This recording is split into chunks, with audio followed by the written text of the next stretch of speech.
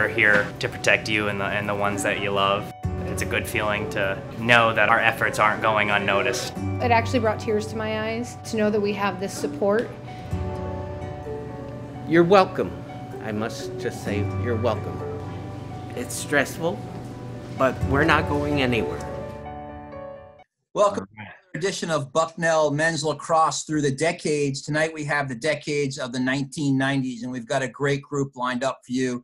Joining head coach Frank Federaca and Alston Terry, one of our current players on the men's lacrosse team. We will have 4 different alums from that decade. I want to thank Geisinger. My name is Todd Newcomb, and I want to thank Geisinger as our sponsor.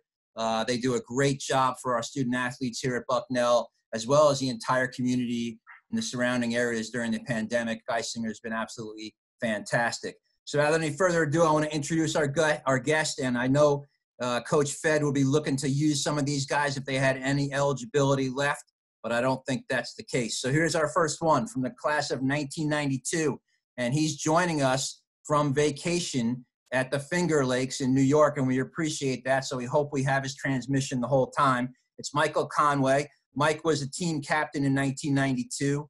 He was an All-Patriot League first-team selection in both 91 and 92, and he was the Patriot League Player of the Year in 1992.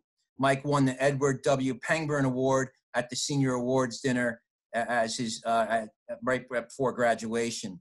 Our next guest from the class of 1994 is Justin Zaki. Justin, 26 years after graduation, he still holds the single season and career marks for goals at 63 and 138 respectively. He also holds the single season points record at 79, which he accomplished in 1993. He ranks 4th on the career points list with 196 at Bucknell. His 4.20 goals per game in 1993 led the entire country. He was an All-Patriot League first-team selection in 93 and 94. He was a Division I honorable mention All-American in both of those years. He was the Patriot League Scholar Athlete of the Year for men's lacrosse, also in both of those years. He was a COSIDA Academic All-District selection in 93 and 94. And very impressively, he was a 2-time COSIDA Academic All-American, a 3rd-team selection in 93 and a 1st-team selection in 1994. Justin won the Christy Mathewson Award at the Senior Awards Dinner, and he was elected into the Bucknell Athletics Hall of Fame in 2005. Our next guest from the class of 1999 is John Goloszewski. John was the team captain in both 1988 and 1999. His 41 goals in 1998 rank as the 6th best single-season total in school history. He was an All-Patriot League first-team selection in both 1998 and 1999. He was the Patriot League Offensive Player of the Year in 1999, and he was a USILA North-South All-Star Game participant also in 1999. He's a member of the Patriot League All-Decade team, and he won the Christy Mathewson Award at the Senior Awards Dinner. Our final guest from the class of 2000 is Alex Rudis. Alex was the team captain in 2000. His 82 ground balls in 99 ranks as the 5th best single-season total in school history. He won 130 face-offs in 1999, which ranks 7th as best in school history. And he won 197 in his career, which ranks 5th all-time. Both of those records, though, were not started until the 1999 season. So in reality, he's probably much higher on the list because we didn't keep those stats when he first started playing. Alex won the Edward W. Pangburn Award at the Senior Awards Dinner. So, Coach Fed, this is a great group. Let's have a great session. Wow, lots of talent there. Brings back some great memories. I'm going to get right on it. I'll start with you guys will each answer. You guys will answer each question in order. So, in the order may change each round. I'll start with the oldest guy, Conway, but you'll all answer the same question, and then we'll move on to the second question. Number 1 question, Mike, can you update us on your personal life, where you live, what you're doing with your career and your family and all that stuff? All right, Fed, as you probably could tell from me talking so quickly, I'm from Long Island. I haven't left the island. I'm a teacher on Long Island. I'm a special ed teacher at Half Hollow Hills. I'm about 3 or 4 years from retirement. And, I'm looking forward to that pension. The big thing with me, I kind of chose the route. I went for the pension and I went for the summers off. So that's kind of the route I went. very enjoyable. My experience, my education at Bucknell was fantastic. It prepared me for all my life lessons. That's beautiful. And you also coach lacrosse at the high school level. Yeah, I coached for many years at all different levels. I coach football, I do wrestling, basketball, and lacrosse, obviously. And my wife, Maureen, and my daughter, Erin, we have a family vacation right now, and we're really enjoying life as it is. Awesome. All right, we'll go right in order here. I guess, Zaki, you're up next, buddy. All right, cool. I currently work for UCLA, the International Institute at UCLA, and I spend half my time, yearly time, in China and the other half in LA. Usually a little more time in China. So actually, since I left Bucknell, I've spent 15 plus years in China overall. So the work that we do at the International Institute is the nexus between high school and college, so and entering college. So we're looking at a lot of the kids from China coming over and studying the U.S. Currently married. My wife's in China. I haven't seen her for 8 months because of coronavirus. I've been stuck in the United States. I got no kids. And yeah, that's pretty much where I'm at these days. All right, Johnny G. I'm an attorney in New York. About 3 weeks ago, I moved from New York, where I lived for many years, to Wilton, Connecticut. About 3 weeks ago exactly. I'm married. I have a 3-year-old boy. I have another boy on the way in November. And that's pretty much it. Awesome. All right, Rudy. I live on Long Island. I went to law school after Bucknell, and then now I'm currently a trial lawyer at Quinn Emanuel, which is a firm with offices all over the country. I focus mainly on complex technology disputes. I have 2 daughters, 6 and 8, trying to teach them to play lacrosse, but they'd rather be dancing than playing, but we'll get there. Nice. All right, we're going to go in opposite order on the next question. Rudy, take us back to the beginning and tell us how you got recruited to play for Bucknell Lacrosse and what you can remember about that process.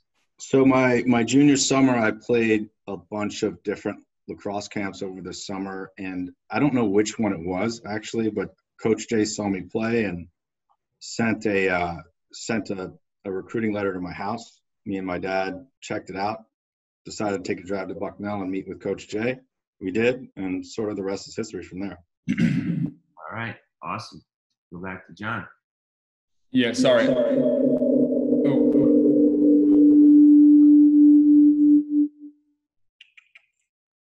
We are going to go to Zaki. Or are you on another? I'm okay. Yeah, I had to switch. I had a bad, with moving, I have a bad connection, so I'm just trying to get this. My coach in high school, named Larry Glens, went to Cortland, part of that big Cortland crew, along with Coach Jameson and a lot of other coaches around the country. I was slated to go elsewhere. Probably in the winter of my senior year, that kind of fell apart. I never took a recruiting trip to Bucknell. I think I drove up there for the day with my folks.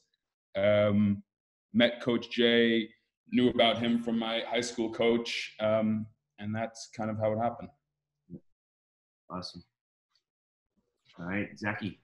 Yeah, so similar to you guys, I met Coach Jay at a lacrosse camp. I don't know, back when I was playing, sports weren't real organized back then. And, all I did was throw a lacrosse ball against the wall. When I was growing up, we didn't really play a whole lot from where we are outside of Pennsylvania. And I went to a lacrosse camp on a whim just to do something different. And yeah, I met Sid, and he just, his personality, he was really magnetic and he was really nice. And he just basically said, "Hey, you're coming to Bucknell." And I said, "Okay." And so I took him up on that. It was a really good decision. Awesome. All right, Mike. Well, very similar. My coach also went to Cortland. So I think Coach Hodgson and Coach Jameson had a little connection there. And I really didn't know much about Bucknell. I was looking at different schools, and my coach came with a little trifold pamphlet. It was before the days we have the internet. And there was a little picture of Rook Chapel on there. And it really kind of drew into that picture. I said, real good school. It sounded nice. And the first day I ever saw the campus was the day my parents dropped me off my freshman year. So a little different than it is today, where you have these, tours and virtual tours. And, I just went on a whim, and it really was a good decision. I was like, wow, this place is nice when I got there. So really good experience. A little different than today, I think. Just a little bit. Yeah. All right. Awesome. All right. I think, Austin, you're going to ask the next question now. Okay, buddy? Perfect. So just for all you guys, what advice would you give me, about your college lacrosse experience and what you guys went through here at Bucknell? Let's go with Conway. You can start. We'll just go back the opposite direction again. Well, once again, the time does fly by, so make the most of it. Set a plan, put that extra effort throughout the years. Just enjoy yourself, think of the big picture, be a positive teammate, help each other out, look, think of the future, think about, legacy and all you could contribute to the program throughout. It's not always about wins and losses. It's not always about statistics. It's about being a good person. And I'm sure most of the guys at Bucknell are really good guys. So I think it's something they all kind of get in their minds pretty early on, which is nice. Awesome. Rudy. So, this goes to another question that we might be asked a little later in terms of what we would do differently. But, it's sort of the same advice I would give someone that plays there now, which is sort of enjoy the smaller moments. You kind of tend to look forward to just like game day and things like that. But really the things you wind up missing the most are, the locker room, the film room, the bus rides, and just sort of the camaraderie that you have outside of game day. And I'm not saying I didn't appreciate that, but you don't truly appreciate it until it's all gone. So, if I were to do something differently, or if I were to recommend to you what how to sort of enhance your experience there, is to sort of, pay attention to the little things too, and sort of appreciate who you have around you, because, it flies by quickly, and when it's gone, it's gone. Awesome. Johnny G. I think piggybacking on that, if you're anything like me, my whole life from the age of 3 was one organized sport after another, and you go and you think that's your whole life, and then, for most people, your time here playing, that's it, and when it stops very quickly after, you kind of taking it for granted a little bit. So it's very fleeting is what I'd keep in mind and try to impart, which is very hard to recognize when you're, 19, 20, 21, but it goes very, very quickly. So keep that in mind. Yeah. Awesome. Zaki. Yeah. So I guess since I'm the university guy here, I'll just remind us that, your primary reason for being at Bucknell is really about your career, and those type of interests. And so, well, for me, and I think for a lot of players, it's, lacrosse can be a part of that career building or your personality building experience. You're doing things in the classroom, but, lacrosse is, is a different way to be interacting with people, your teammates, your coaches. And I think some of those things that you can cultivate during your time at, in the lacrosse team can play out and be really, really important. But, lacrosse is super duper important. Maybe Coach Fed is going to be mad at me for saying this, but number one is really kind of your academic experience, and Bucknell's a great school for that. So just always put things in perspective. You can have bad lacrosse days, but as long as your academics and all that stuff is going good, you're doing fine. Awesome. I did skip around on that one. I think I'll do the same with this one. So you all played for legendary Coach Jameson, and I'm looking for you guys to share a story about Coach J, and then quickly what kind of impact he had on you guys, not only as a player, but also as a person. And I'll let Johnny G go first on this one. My freshman year, we had that really incredible undefeated team that I was hoping to see Hugh, that, you kind of anchored that team along with 8 or 9 seniors. And I was literally the absolute last person on that bench that year. And even despite that, Coach Jay was, he was, and I don't know if that went across the board, he was kind of tough on me practice-wise and, being on the practice squad. And I remember distinctly him really kind of pushing me. And I don't know if that was his MO for every last guy on the bench, or if he kind of thought that sort of pressure or approach with me would work. But it really did. It was a similar approach to what my high school coach had, and it was some tough love. But it was, it frustrated me, it angered me sometimes, but it absolutely made me into a player that I wanted to be. I kind of wanted to excel, and I don't think I know I wouldn't have without him and some of the other coaches that we had. I'm going to interject here before we get to the next one, but I will say that Coach Jay has mentioned, when I asked him later about because you were older when I got there my second time, John. Mm-hmm. And he mentioned that you were the hardest working guy he had ever seen in the off season, and that the amount of time you put in shooting the lacrosse ball inside the indoor facility was more than any player he'd ever seen. I know you transformed yourself into one of the best shooters in the country, and certainly in Bucknell history. So that's it. Yeah. I'll go right to Zaki on the next one here. Yeah, Coach Jay, for a little bit older, specific memories fade a little bit. But I remember Coach Jay, caring more about what was happening to you outside of lacrosse than inside of lacrosse. I remember one specific time, there was a time I needed some financial aid to come to Bucknell, and I, talked a lot with Coach Jay about that, and he made huge efforts to make that happen for me. And it was just, the way he handled it, he really had a lot of empathy and kindness for the situation. And it was something that I'll always remember and always be grateful to him for, what was that type of help and understanding the bigger picture of my life. Yeah. It's awesome. And, Zaki, Justin Zaki here is one of the best players Bucknell's ever had, one of the best athletes Bucknell's ever had, and has some of the most greatest accolades. And he's really spending a lot of time focusing on talking today about academics and personal relationships, which is very, very typical of the Bucknell kind of athlete that we have. And, just really proud of everything Justin's been able to accomplish on and off the field. Let's go up to Conway next. Yeah, I remember a quick story about Coach Jay. We were playing against Townsend on a Wednesday night, and Tuesday practice, I guess they were like #1 in the country. They won the national championship that year, and we weren't quite at their level. So he gave us like a long joke. It must have took 4 or 5 minutes joke before he got to the punchline. And it was kind of ended practice on a good note. Next day we get up there, we start warming up. Maybe 3 or 4 minutes before the whistle, he brings us in a huddle, and he starts telling us this joke. And I'm like, this joke sounds familiar to the joke we heard yesterday.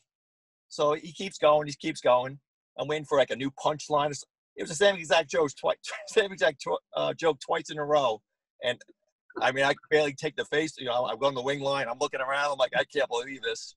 And we did all right for about a minute or two. And then they're all Americans guys, so I'd do some things. And we tried, but it was just something kind of memorable to laugh at. Yeah, that sounds like a pretty funny joke, especially second time around. Oh, man. All right. We got Rudy last on this one. Here we go. So a lot of my Coach Jay stories are sort of one-off moments with him that aren't necessarily funny, but sort of in a bigger picture way. One thing I will say about Coach Jay is, he had this amazing ability to put together these recruiting classes that had this unbelievable chemistry with one another. For example, I graduated with 8 or 9 seniors that are still my very best friends, and I saw that in groups below and groups that were behind us, and it's not something I see in a lot of other places. And I think it's still the same way, but my experience with him was essentially he put this group together that I am best friends with for still 20 years down the road from that. And that was an incredible thing that he did, and that he had the ability to do, and seemingly with other classes as well. That's awesome. All right. I mean, Todd, we're going to have to ask me some Coach J stories at some point too. Maybe I'll give some on the 60s talk, because I got lots of them too. All right. Next one is, if you guys could go and do one thing differently, either on the field or in the classroom, what would that be? Let's go Rudy first on this one. Well, so this goes back to my advice for Austin, which is essentially sort of, I paid a lot of attention to detail and to practice and to working out and my schoolwork and things, and sometimes lost focus of the moments that you have with your teammates that aren't on the field necessarily. So if I were to do something a little differently, I would try to slow some of that down and appreciate it a little more, because as we were saying to you, Austin, before, it's gone like that. So, Yep. Yeah. Awesome. All right, Conway, take it. Oh, there I am. It kind of sounds weird, but I think I'd use a different stick. The sticks of those days, I used a Superlight 2, and I kind of took pride in it. I had like 10 of them in the locker ready to go. They all were bad. I kind of took pride in. I might have been the last defenseman in college to use a wood stick, a wood shafted stick, and it really was not a good stick. And I remember one time I think I took Kanga's stick, and this thing was like a titanium, some fancy name to it. It was a great stick. I'm like, wow, I should have been using this for 4 years. And I'm using junk pile for 4 years, and I don't know. It's something I would have done, a little differently. The one time I did was I threw the ball left-handed one time. He said, Mike, when you go down the field, use your left hand every so often. And the one time I think we're out in Colorado, and I threw that ball to the lefty point man in the attack, and I got leveled. The first time I got leveled my whole career was that lefty throw. I think I'd take that lefty throw out of the picture entirely. That's just I remember that moment exactly. I thought you were trying to start a trend with the wooden stick, trying to make it popular again. It had a nice bite to it when you threw a check. I know that. Yes, it did. Yes, it did. All right, Justin, why don't you go next? Yeah, I remember those wooden sticks, Conway, during practice. Oh, sorry. Always black and blue after that. I'll throw something different out there. It's actually not in the classroom or on the field. It's more just about Bucknell in general. Bucknell's in this amazing physical environment. Beautiful, beautiful landscape outside and the mountains and the fields. Something I wish I had done a little bit more was, take advantage of that situation, the geographical situation where Bucknell is, and went camping a little bit more, or done something outside of school a little bit like that. That's what I would like to done, experience the outdoors in central Pennsylvania a little bit more. Yeah. All right, John. Mine's an on the field moment. My senior year, Fed, you were there. We were losing to Army at West Point. We started mounting a comeback. We were down by 1, a loose ball. Ed Jaffe got it at the midline.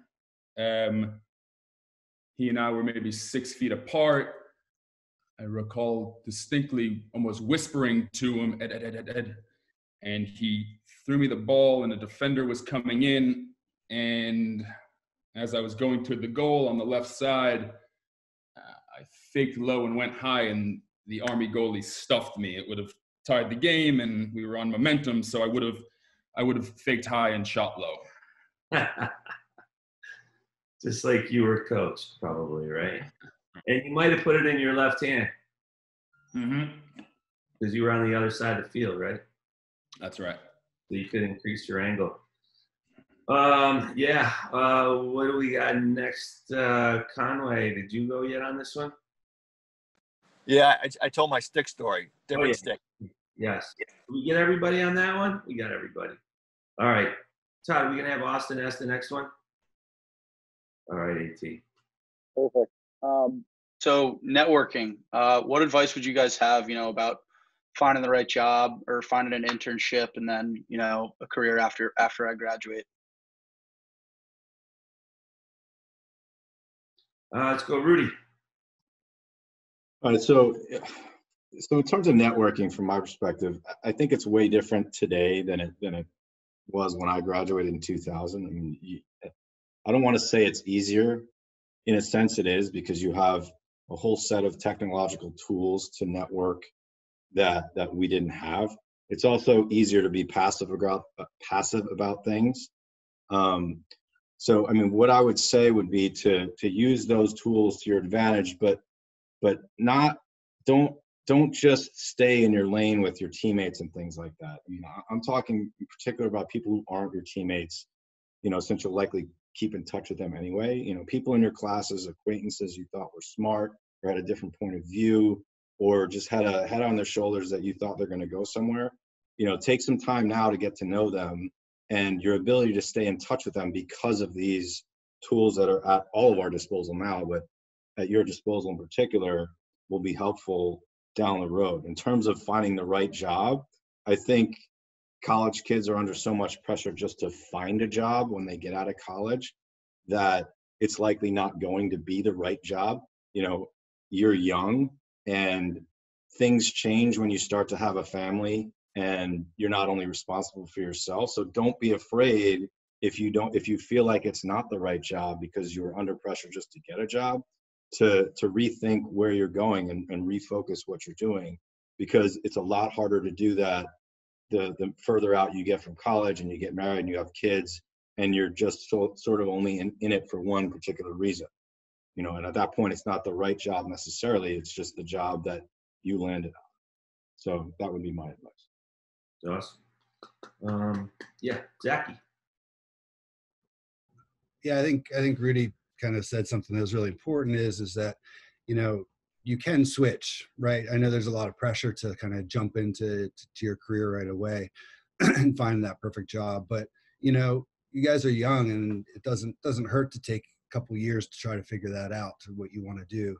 I wasn't a real good networker in terms of kind of connecting to Bucknell, but what I saw happen with me was it wasn't until I actually kind of established some things myself that those networks with Bucknell started to reappear, right? And they kind of in my mid-career, those things helped me a lot. So, I know there's a lot of kind of pressure to network in the beginning, and I think that's all really good, but realize, all that work you will do in the beginning will pay off sometime into the future. Great. Mike Conway. All right, so the Bucknell, name goes a long way. It helped me get my first job.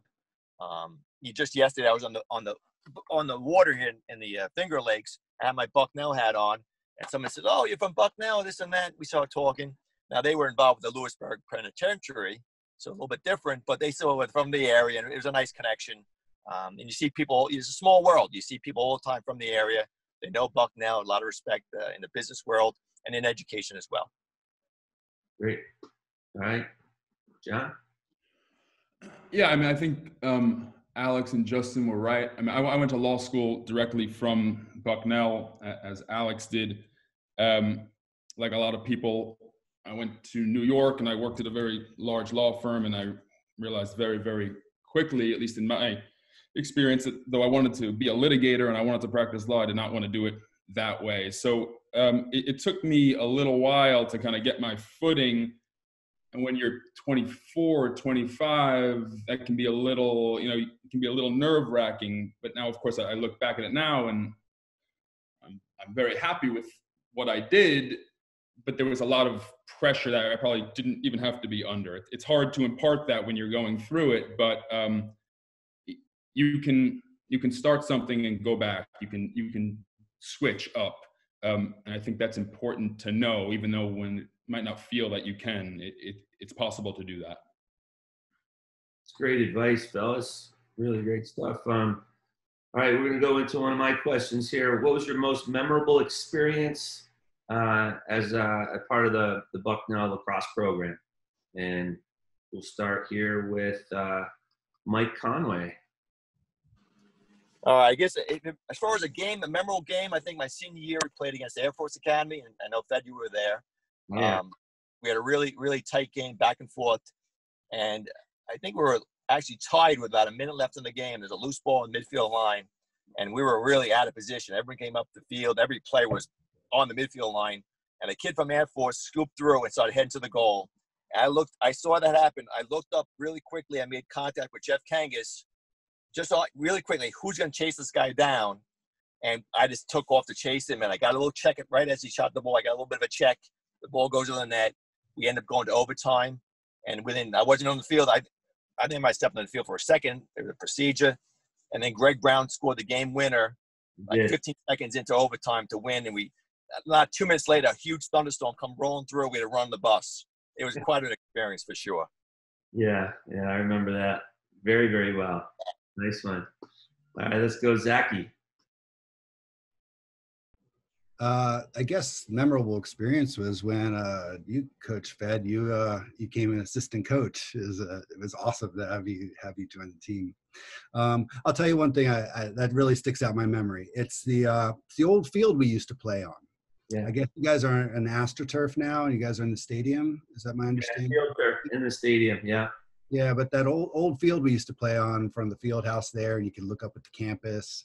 It was just really idyllic, and being on that field, looking at that, and all the people sitting on the hill just chilling out was really, really fun to play in front of. Yeah, that's right. You had to make a lot of moves in the mud, Justin. Yep. and I was thinking about that record-breaking season you had, where you had 63 goals but only 16 assists. So. You were going to the rack hard in the mud, and I remember those days like they were yesterday, because those are different times, man. Those were different times. Let's go next to Rudy, who also played on that field. Yeah, so off the field, it's pretty simple. Being named the captain my senior year amongst, I think it was 8 or 9 seniors that were more talented than I, but.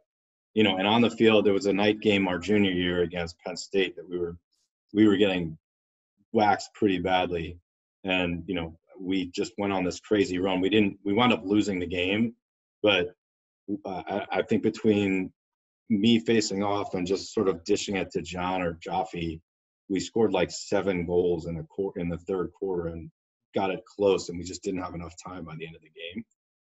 So we lost, but it was a crazy quarter that we played. Just ran out of time. That's interesting. That was I remember that game too. That was an interesting era, the late 90s, going into the early 2000s. We were hanging with top 10, top 20 teams all the time. We just didn't get over the hump.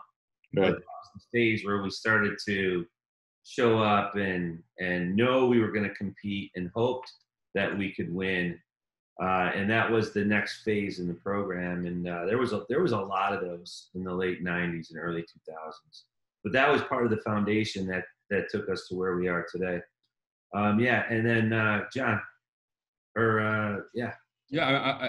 I think that foundation started with that 96 team. I can't take any credit for it, but being part of that team with that core group of seniors was really remarkable. I mean, we went out, and I didn't feel like that ever, even in high school, and we were a really top high school team, or going forward in Bucknell, that we were going to dominate every single team that we played. I mean, it was a really special spring to be a part of that, and then I say that, and it's almost like a different life, because then the next year, I guess, Rudy and his whole crew came in, and another crew came in after that, and I had amazing times playing with those guys over the next 3 years. So, it's really, I can't really pinpoint one particular game or moment, but if I had to, just being a part of that 96 undefeated and uninvited team was pretty spectacular. That's right. It's awesome. Let's go with the next question here. Who was the teammate you admired most through your career, and why? Let's go with Zaki. All right, this is a little bit of a tough choice for me. I'm going to name four, and I'll just talk about one. It's Todd Streelman, Rick Harima. I have Mike Conway on here, but I'm taking them off for this. And Matt Cummins. Let me just talk about Streelman a little bit. You remember Streelman? He's a class above me, real good assist guy. He was just so chill, so positive. You know, he could have been upset about so many things, and he let things roll off his back. But, you know, I just felt like, you know, he was really supportive of me. And, you know, he was an amazing academic too. He's a professor right now at the university, and he was always really interested in his biology and biological sciences. And you know, his kind of academic interest, I don't think he knows this, but his academic interest always kind of made me feel like I was okay, that I was interested in that kind of stuff too. And so I really appreciated his chillness, you know, as a teammate, but also, you know, looking at him as a role model. He didn't know it though. Yeah, it's awesome. Let's go with Johnny G. I'm sorry he's not here, because I mean it was certainly Hugh. I mean he was so dominant. I mean, again, high school or college, even people we played against, I never saw anybody more dominant of a player on any side of the field. So you know, he was frighteningly good. And then Chris Nippes and Ted Toma were his other two defenders, and I mean it was just a real shutdown team. But he was the most dominant player I ever played with. Yeah, Baby Huey. It's an ironic nickname. He's an absolute beast. Let's go Rudy next. So I was going to go, I have three essentially. I mean, Hugh wasn't a teammate of mine, but he's essentially the reason I went to Bucknell, and a lot of us did in my year, because we would come to the games that John and Hugh's team were playing, and just see the crowd and see how just ridiculous they were. And he was just a total badass that led the whole squad. You know, another one would be John, and you know, he's on the phone. I'm not just doing that because he's on this call, but you know, he was not so much my mentor, but he was everyone's mentor. You just saw how he went about his business, and it's to your point, Coach, about what Coach Jay said about John. You know, he didn't let anyone cut any corners, and he just busted his ass in the weight room and on the field and practice. And you know, just sort of the way he went about his business was how you wanted to emulate your game once he was gone. And then the last one would be Julius. You know, right? He switched positions mid-career essentially to be a long stick D-man. And then when he did, he just took off and essentially dominated nationally. Just nasty defenseman that, you know, could sort of carry the game, you know, take the game over defensively, you know, from the midfield perspective. So those three people would be who I would pick. That's awesome. And I'm going to get to you in a second, Mike, but with Zaki's guys, Streelman, I think he's a marine biologist or something like that, isn't he, Justin? Yeah, I haven't looked him up recently, but yeah, he's up there swimming with the things in the ocean. I'm jealous. He is finding new species and naming them. And then Ricky Harima, I think he's a veterinarian. Yeah. So also in the medical field. So it's interesting that you guys did that. All right, so Mike, let's go with yours. All right. Well, mine was a guy I played with 4 years on the same line. We were probably the only two freshmen who played, on the team really. Got any starting any role in the team was Greg Brown and I. Brownie was a super fast guy. We were on the same page. We did a great job riding. We really kind of played the game on a different level. And our parents both would. My dad must have made 80% of the games. My parents made about 80% of the games home and away, and his parents were at all the games. And we were just on. We would have such a fun time on the field and off the field, and we'd laugh at. I mean, we were like Mount and Jeff. I mean, we were just two guys all the time having a good time, and it was a lot of fun. And we all 4 years we were on the field all together, same midfield line, doing the same thing, and it was just like you don't see that often. The same line for 4 years in a row. Now, I didn't realize it at the time, Mike, but did you guys talk about lacrosse a lot, like when you were at dinner or at night and stuff like that? Did you guys rehash the game all the time? Yeah, we talked about it all the time. We would talk about the stuff we did, what we should be doing, everything we could think of. We always talk about lacrosse, but we would kid around. We had jokes. Guys thought we were kind of weird at times, but it was just funny. We had a really good time playing lacrosse. It was a lot of fun. I figured that because Brownie to this day emails me random comments about the game that we just had. I'll get an email at literally 2:00 in the morning, and it'll be 2 or 3 pages long. Oh, wow. Into all these things about what an awesome job with this, but why in the heck did we do that? And what were you thinking there? And, it's like, oh my God, you must have spent 2 hours. Yeah, you must have spent 2 hours putting this email together at 2 in the morning. So, and it's not even his team anymore. But, yeah, Brownie, he was a fast one. Let's go with the last question here, gentlemen. So I know you guys all follow the program, but what's your opinion of the state of Bison lacrosse now? And if you could, give me any advice as the leader of the program moving forward. Let's go with Rudy. Yeah, I follow the program. I mean, I watch it wherever I can, if it's on the internet or on TV or listen or just sort of be updated. My opinion of the program is it's how you were saying in the late 90s and the 2000s, sort of, we couldn't get over the hump necessarily. When we would have one game or two where we would come close or that we would. And now it's sort of the team is doing that more consistently, but it's still not consistently the premier top 5, top 10 program in the country. And there's no reason it can't be, right? I mean, it seems like all the pieces are there. So my advice to you is just sort of the sky's the limit. I mean, just keep doing what you're doing and make sure that all the boys stay focused on their academics as much as they do lacrosse. But, if you have the right group of people there, you can get there. Absolutely. Thank you. Mike Conway. Well, keep your eye out for the diamonds in the rough in high school. I know my senior year in college, I left the field. My senior year, I weighed 149 pounds, and I was about 5'9". So don't be afraid to recruit the small guy. They're out there. It's a little tough to find sometimes, a little bit of a gamble. I love watching guys play. I do watch it. It's great that every game's on the internet now, so it's great to follow along. And you guys are doing a great job. Just keep the kids loving the game.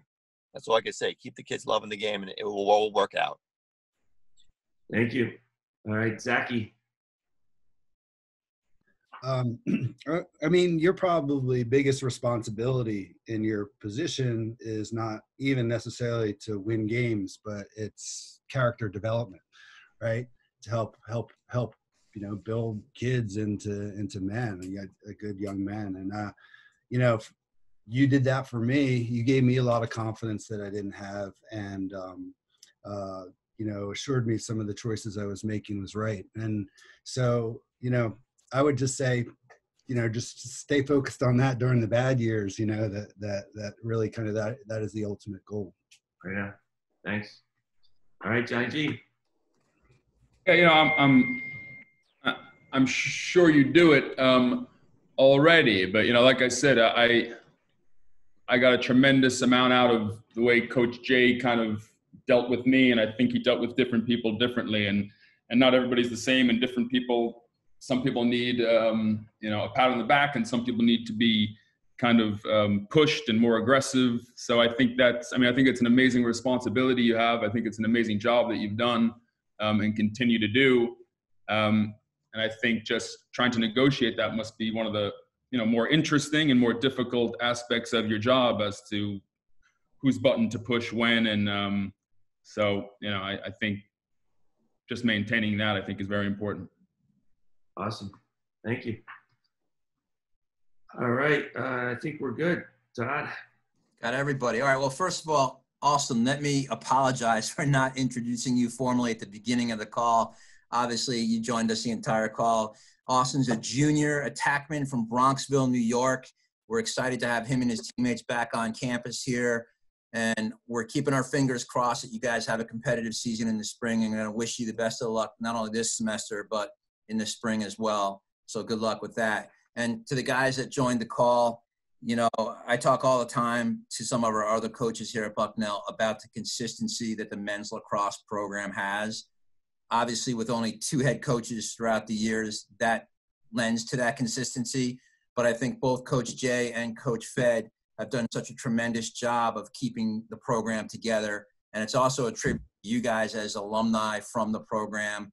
It's a true family, and I appreciate, as does Coach, everything you guys have done, not only as players here at Bucknell when you were here, but what you've done for the program since then. And the support that the men's lacrosse program gets is something that, Austin, you and your teammates should really know about. I mean, it's you truly have what you have here because of those that have come before you. And that support is tremendous. So, guys, thanks so much for being on the call.